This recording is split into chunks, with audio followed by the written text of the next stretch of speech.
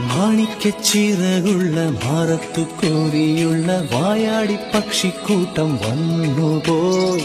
കാടൊന്നു കാണാനായി കൂടൊന്നു കൂട്ടാനായി ആകാശപ്പുഴ നീന്തി കുതിച്ചുപോയി. കണ്ടു മലനിര